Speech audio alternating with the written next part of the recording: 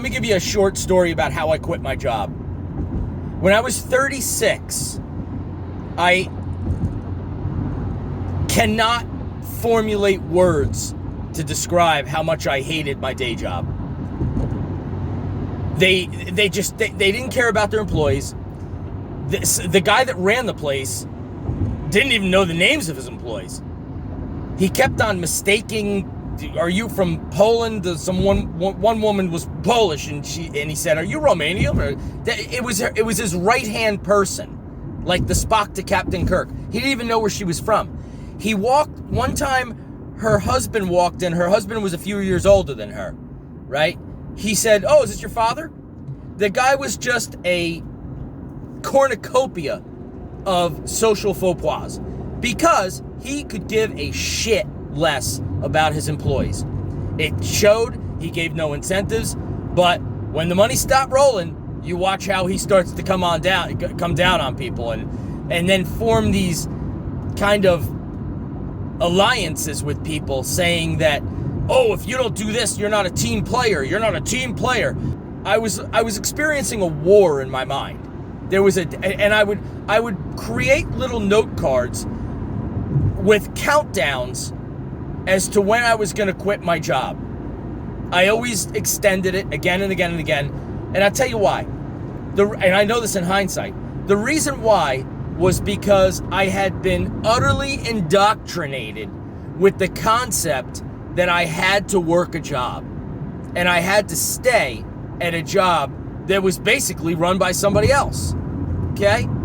Now, from 36 to now, there's basically no chance of me getting sucked back into a day job because the rocket ship has all but left orbit. And it was horrible getting out of orbit. Everybody, 360 degrees, discouragement. Why? Because they were all indoctrinated with the concept that you had. Now, I'm like, you gotta be a schmuck to stay in a day job. Now, I have dreams about day jobs now, but if I had a day job now, I'd get up and I'd walk out. First of all, I'd mouth off to the boss, and I'd be like, who's running this place? How you run? You giving incentives? And their greed would immediately come into conflict with my honesty. And it wouldn't last. They'd fire me, and I'd probably become their competition at this point and beat them. So, the Sound of Risk is about your journey. Because honestly, I have a vision in my mind about what the world is going to look like in 100 years. And the vision that I have, the one thing that keeps coming up in my mind is the Civil War. During the Civil War, if you were shot in the leg, I mean, think about it. You got guys aiming guns at one another. The bullets were this big, and sooner or later, they were going to hit you. I mean, it's a war. They hit him in the arm, hit him in the leg, hit him in the head, hit him in the chest, torso. Think about that. If you got hit in the leg, they sawed your leg off without anesthesia because they hadn't developed anesthesia. Maybe anesthesia was just alcohol, getting really drunk. But it's true, they would saw your leg off. Why? Because they knew that either that leg was coming off or it was going to get gangrene and you were going to die. That's how it's going to roll. Think about how we look back on that right now. My God, how barbaric. First of all, don't get in the war, but we're going to look back on these day jobs, how everybody would slave for somebody else and their vision and their idiosyncrasies and their whims every day, day in and day out, because they're bound by the fear of what's going to happen after they quit. I cannot begin to tell you. When I quit my job, I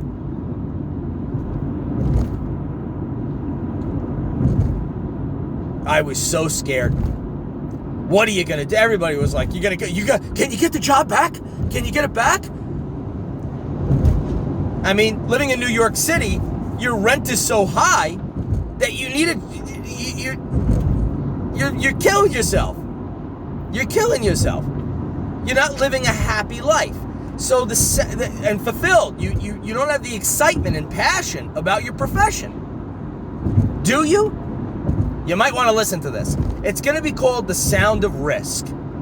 And I've debated this deeply because, quite frankly, I really don't want to give a monkey the key to the nuclear codes. You know? I don't want to tell everybody how to do it because then it'd be my competition. But I don't know. I'm going to see where this goes. If you guys ignore it or you just gloss over it, then I can tell you probably sense already what I'm going to do. I'm just going to continue to grow and make a living and make contacts and put this together on my own while you guys just send me your resume. But if you want to know how to get this done, it's official. After 15 years of pounding away with the only word that I could use for the struggle was obscene. I don't want you to go through something like that. If you have to go through something like that, then at least I want you to be equipped with the companionship of a guy like me that really has your best interests at heart, providing you're not self-entitled and you have a passion. And if it's buried in you, I'm gonna grab you. I'm gonna pull you out of that. I'm gonna show you exactly how to get this done. The Sound of Risk. I hope you like it.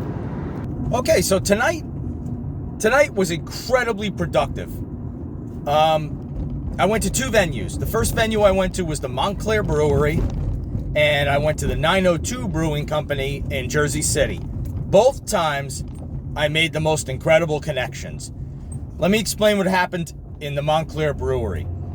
So I drove all the way up there. First of all, I uncovered an area of town that I hadn't been familiar with, and it's incredibly up and coming. There was a lot of young people there, very attractive people, and I walked into the Montclair Brewery and realized right away that this is a place that is very conducive to live music. They had speakers already set up. They had a cornhole tournament going on in the back.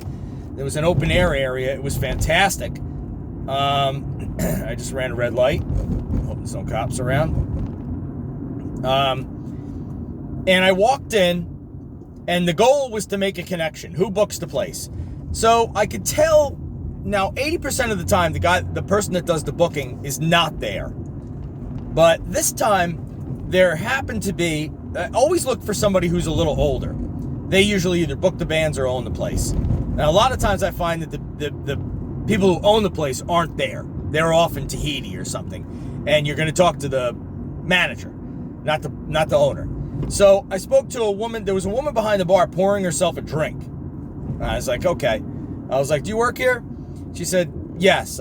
She said, kind of. All right. I said, well, can I book a band? She goes, well, who books? I said, who books the bands? She said, well, she goes, the website. And I was like, okay, no, I don't, no. I mean, good luck with that one. I mean, hey, here's my link. Send an email you're never going to hear back from them. I personally hate that. I don't like to work that way. I like to go in. I like to talk to the person that's doing the booking. Unfortunately, a lot of times, if you don't know them, you don't have a relationship with them, they're going to put you off or say, oh, just send in an email. This person, so I started talking to the person, and they turned out to be very friendly. They were very friendly. I could tell maybe she was on her third drink. All right, dude, what are you doing, man? What are you doing? Seriously, what are you doing? Really?